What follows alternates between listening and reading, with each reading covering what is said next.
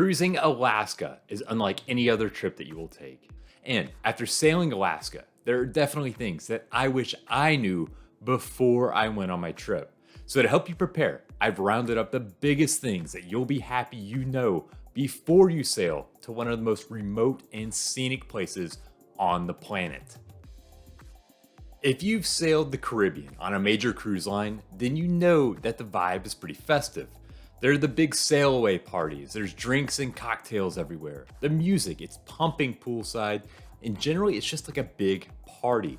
Cruising to Alaska, the vibe is much more subdued. While I haven't sailed every cruise line to Alaska, when I did sail, there was no big poolside party or conga lines or thumping dance music.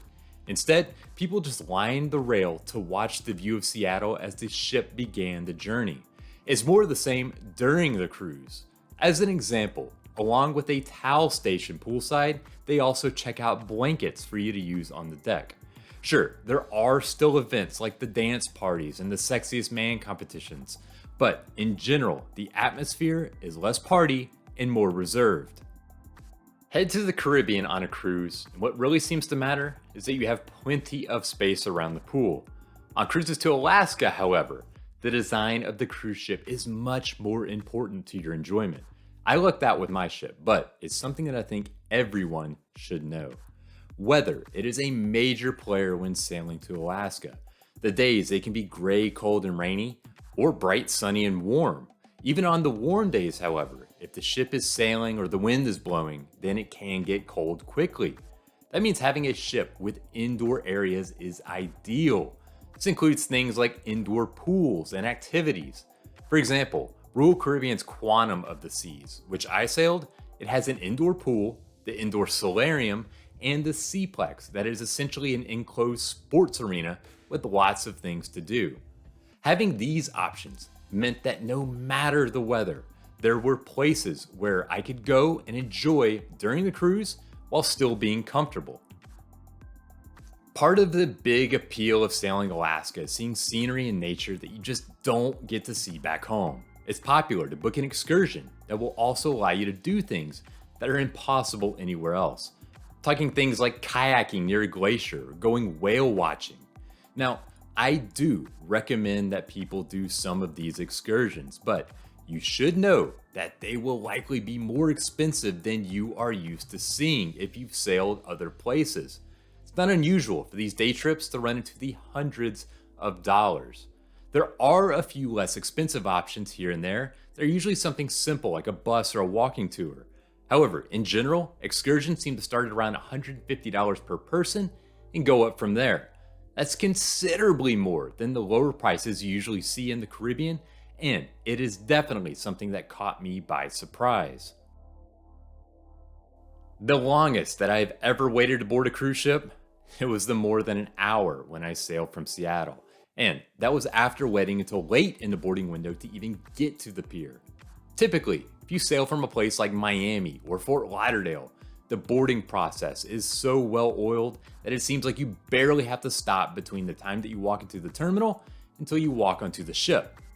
In Seattle, however, it was a different story. I arrived around 2:30 in the afternoon to board, and I was shocked to see a line of hundreds of people waiting to even enter the terminal. Then there was a line inside the terminal to get through security, and then after security, another line to be checked in. I can't say it's for every cruise from the port, but the staff that I talked to made it sound completely normal. So normally, when you head to a port of call, you expect to get there early in the morning, and then you leave in the evening. For some ports of call, that is the case. In other situations in Alaska, you'll have port times that are drastically different than you might be used to. For instance, maybe you'll arrive at 1 p.m. and then the ship departs at 8 p.m. Or even a cruise where the ship arrives at 4 p.m. and then all aboard is at 9:30 at night. Now, longer daylight hours up north, they make this more feasible, but it is still a bit different if you are used to sailing in the Caribbean or elsewhere. Just know that your schedule, given the distances up north, it isn't always as regular as you might see on a cruise to somewhere else. Of course, there's not much that's tough about cruising. But one of the bigger challenges is figuring out what to wear when you sail Alaska. That's because the weather, it can change quickly, and even if it doesn't, your comfort can change from hour to hour. Take for example, a perfectly clear and sunny day. In that case, the temperature, it can rise into the 70s with plenty of sunshine. It can literally be t-shirt and shorts weather. But at the same time, if you go into the shade, or if the wind blows over the cold mountains or the water, then it can instantly turn chilly, meaning you'll want to cover up. It's the same with days that may start chilly and gray, but then they clear up, making it warmer.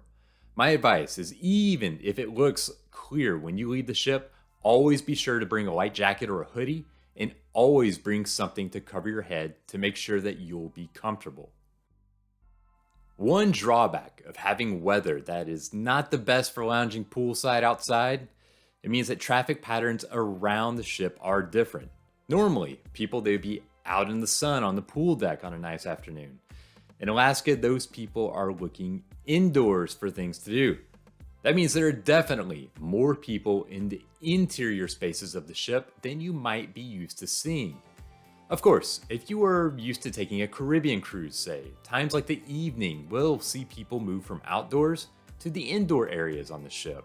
So bigger crowds at some times of the day, that's not out of the ordinary. It's just that in Alaska, they are more common during the mornings and the afternoons. You might be used to a certain type of routine on a cruise. You visit a port and then it's out to sea, and frankly, there's nothing much to see until you reach the next port of call. When sailing Alaska, however, that is definitely not the case. After the first day at sea that heads up to the state, each day is then filled with scenery that is literally right outside your window.